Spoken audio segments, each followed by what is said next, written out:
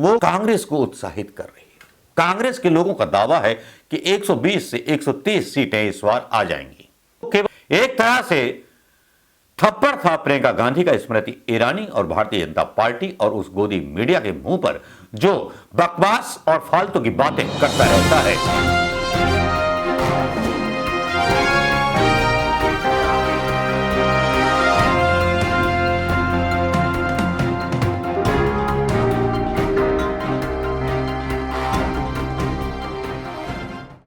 दोस्तों नमस्कार, मैं मनोज कुमार शर्मा आजाद हिंद आवाज न्यूज के लिए लेकर के यूपी चुनावों की कुछ बातें, जिन चुनावों में प्रियंका गांधी आजकल एक बड़ी महत्वपूर्ण भूमिका निभा रही हैं, लेकिन हलकों में, राजनीतिक हलकों में मतलब कुछ चीजों का डिस्कशन चल निकला है।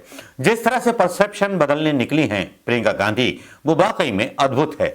जिस तरह से प्रियंका गांधी ने लोगों के साथ जुड़ाव यूपी के बनाया है, संवाद बनाया है, वो वाकई में अद्भुत है। उनके कुछ भाषण, उनकी कुछ चीजें वाकई में यूपी के लोगों को सोचने को मजबूर कर देती हैं। साथ में उनको उनकी जगह दिखाती हैं, उनको बताती हैं, उनको शिक्षित करती हुई दिखाई देती हैं जिस तरह के भाषण वो देती हैं। आज गोदी मीडिया के मुंह पर उनकी एक अच्छी खासी चप्पल पड़ गई। वो इसलिए एक ऐसा जवाब, एक ऐसा सवाल जो नहीं किया जाना चाहिए था, जो गोदी मीडिया अक्सर करता रहता है। स्मृति ईरानी का एक भाषण में किया गया जिक्र, जिसमें गांधी परिवार को आतंकवादी बताया गया, जिसके बारे में आज तक की मौसमी जो थी सवाल करने पहुंच गई प्रियंका गांधी के पास, जो पूछने लगी कि आपका जिक्र आतंकवादी के तौर पर किया है स्मृति ईरानी ने, आपका आतंकवाद से क्या नाता है? प्रियंका गांधी बोली, हां, मेरा आतंकवाद से पुराना नाता है। मेरे पिता ने आतंकवाद में अपनी जान दी, मेरी दादी ने आतंकवाद में जान दी। एक तरह से थप्पड़ था प्रियंका गांधी का स्मृति ईरानी और भारतीय जनता पार्टी और उस गोदी मीडिया के मुंह पर जो बकवास और फालतू की बातें करता रहता है। प्रियंका गांधी का जवाब इतना सटीक था कि वो वीडियो वायरल होने लगा। क्या था वो वीडियो प्रियंका गांधी का, वो देख लीजिए। का काम होना आतंकवाद से आपको जोड़ा है स्मृति ईरानी ने, कल कहा है कि उनका नाता आतंकवाद से है। प्रियंका मेरा गांधी नाता है आतंकवाद से। मेरे पिता को आतंकवादियों ने मारा और मेरी दादी को भी। मेरा नाता है आतंकवाद से। मेरे परिवार के सदस्य शहीद हुए इस देश के लिए। बंद करिए सब कहना। प्रियंका गांधी, ये वीडियो आपने देख लिया होगा और इस वीडियो को देखने के बाद एनालिसिस कीजिए तेवर प्रियंका गांधी के वो तेवर जो दिखाते हैं, उनकी कमिटमेंट जो दिखाते हैं, उनका एक तरह से एज ए पॉलिटिशियन अलग रूप। काश कि प्रियंका लखनऊ रुक गई होती, लेकिन उम्मीद मत खोइए, क्योंकि जिस तरह से प्रियंका गांधी की सभाओं में भीड़ उमड़ रही है, वो कांग्रेस को उत्साहित कर रही है। कांग्रेस के लोगों का दावा है कि 120 से 130 सीटें इस बार आ जाएंगी। लेकिन क्या ऐसा होगा? क्या ऐसा हो सकता है? कुछ का मानना है कि हां होगा, कुछ का मानना है कि अगर प्रियंका गांधी खुद चुनाव लड़ती तब शायद ऐसा हो जाता। लेकिन यहां कांग्रेस के कुछ लोगों, कुछ नेताओं, कुछ प्रवक्ताओं के द्वारा दावा किया जा रहा है, यह तैयारी है सिर्फ 2024 की, राहुल गांधी को प्रधानमंत्री बनाने की मुहिम में। जहां राहुल गांधी द्वारकाधीश की यात्रा पर निकलते हैं, द्वारकाधीश की मूर्ति को लेकर के अपने सर पर, तो भारतीय जनता पार्टी के आईटी सेल के लोग सवाल उठाने लगते हैं कि अब हिंदुत्व याद आ रहा है गांधियों को। पहले तो कभी याद नहीं आया, हमने इतना मजबूर कर दिया इनको। यहीं दूसरी तरफ प्रियंका गांधी उत्तर प्रदेश में एक बार फिर थोड़ी सी आक्रामक होकर के लोगों से गुस्सा दिखाई देती हैं।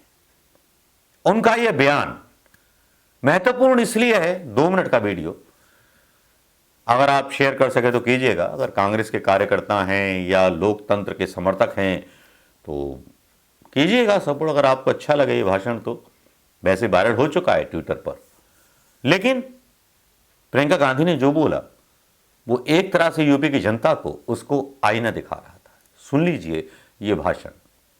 अरे इतनी हिम्मत इन नेताओं की, प्रधानमंत्री जी की हिम्मत कि आपके सामने आके कहें कि 5 सालों में उनको जानकारी ही नहीं है कि यहाँ पे छुट्टे जानवर की समस्या है। अरे कौन सी धुन में रह रहे हैं, कौन सी दुनिया में मस्त है? अरे उत्तर प्रदेश में आप 1 किलोमीटर चल जाइए, चलिए गाड़ी से मत आइए, हेलीकॉप्टर से उड़ के ऊपर से देख लीजिए। आज मैंने देखा हर जगह छुट्टे जानवर है और आपको दिख नहीं रहा है। इनकी हिम्मत कैसे हुई? मुख्यमंत्री जी की हिम्मत कैसे हुई कि 12 लाख सरकारी पद खाली रखे इन्होंने? हिम्मत कैसे हुई कि आपको 70 लाख रोजगार की घोषणा और वचन देके 4 लाख रोजगार नहीं बनाए? कैसे हिम्मत हुई? आपने हिम्मत दी। नाराज हूं मैं आपसे, शिकायत है मेरी आपसे। आपने हिम्मत दी क्योंकि आप इस धर्म और जाति के जाल में फंसे हुए हो, और इस जाल में जब तक फंसे रहोगे तब तक इसी तरह से ये प्रधानमंत्री जी, मुख्यमंत्री जी, इनके तमाम मंत्री आकर आपके सामने कहेंगे, धर्म की बात करेंगे, जाति की बात करेंगे, आपकी विकास की बात कभी नहीं करेंगे। विकास होगा इनका, सत्ता में रहेंगे ये, फूलेंगे फलेंगे इनके बड़े बड़े उद्योगपति मित्र, विकास आपका नहीं होगा। तो आज मैं यहां खड़ी होकर आपको बताने आई हूं, आंखें खोलिए, नींद से जागिए, जागरूक हो जाइए। आप नौजवान हो, इस देश का भविष्य हो, आप समझदार हो।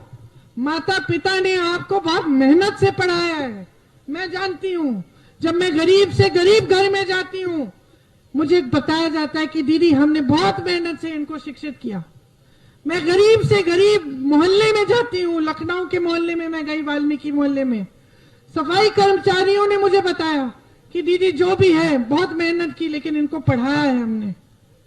ITI पढ़े थे, MA की थी, BSc की थी, किसी के पास रोजगार नहीं था। क्या आप अपने बच्चों को इसलिए बड़ा करते हैं कि एक बोरे राशन का इंतजार करते रहे, वो उस पर निर्भर रहे? ये चाहते हैं आप चाहते हैं कि आपके सामने एक ऐसे प्रधानमंत्री आए जिनकी हिम्मत हो ये कहने की कि इस देश की बुजुर्गों ने मेरा नमक खाया है।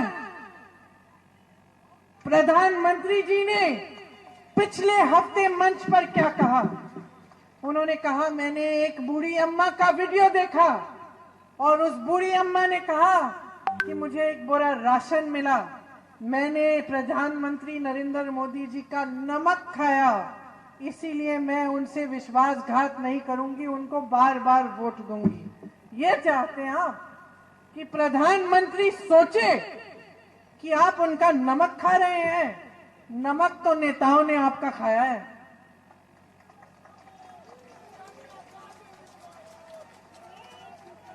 नमक राजनीतिक दलों ने आपका खाया है। सत्ता आपसे उधार मिली है, सत्ता उनकी नहीं है, सत्ता आपकी है। और मैं सिर्फ उनकी बात नहीं कर रही हूं, मैं अपनी बात भी कर रही हूं। अगर कल आप मुझे सत्ता दें और मैं काम न करूं और मेरी मानसिकता ये बन जाए कि आप पर कोई बड़ा एहसान कर दिया, आपको एक राशन का बोरा पकड़ा के, आपको थोड़े से पैसे भिजवा के, तो मुझे भी खदेड़ देना। यह भाषण आपने सुन लिया होगा दोस्तों। अब इसके बाद प्रियंका गांधी ने जो सारी बात कह दी कि मैं आपसे नाराज हूं, आपसे नाराज हूं इसलिए क्योंकि जाति, धर्म और मजहब में आप बटे हुए हो। महिलाओं पर भी उन्होंने सीधे सीधे तंज कसा, सीधे सीधे सवाल उठाए उत्तर प्रदेश की उस सड़ी हुई सियासत पर, जिस सड़ी हुई सियासत ने उत्तर प्रदेश को गरीब प्रदेश बना दिया है। उस सड़ी हुई सियासत को, जिस उत्तर प्रदेश को धर्म के उन्माद में डूबा हुआ एक प्रदेश बना दिया है, उस सियासत को, जिस उत्तर प्रदेश को एक गुंडा प्रदेश और अपराध प्रदेश बना दिया है लोगों की वोट देने की पॉलिसी ने, उनके आधार ने, कि जो हमें दे जाएगा बस हम उसी को समर्थन कर देंगे। कुछ लोगों को तो यहां तक देखा गया है कि कुछ लोगों के पास पैसे आते हैं तो बस पैसे के आधार पर वोट दे दिए जाते हैं। लेकिन प्रियंका गांधी यहां सिनेरियो बदलती हुई दिखाई देती हैं। क्या यूपी का सिनेरियो बदलेगा? क्या कांग्रेस इस चुनाव में, विधानसभा चुनाव में जो अनुमान लगाया था उसके विपरीत काम करेगी या उससे अच्छा बहुमत लेकर के आएगी, या ईवीएम का फैक्टर रहेगा क्योंकि ईवीएम भी यहां पर कई जगह देखी गई कि उनकी सील जो थी तोड़ी गई उत्तर प्रदेश की। अब देखना बाकी ये है। लेकिन चलते चलते अखिलेश यादव पर भी, अखिलेश यादव ने योगी जी की टिकट बुक करा दी है।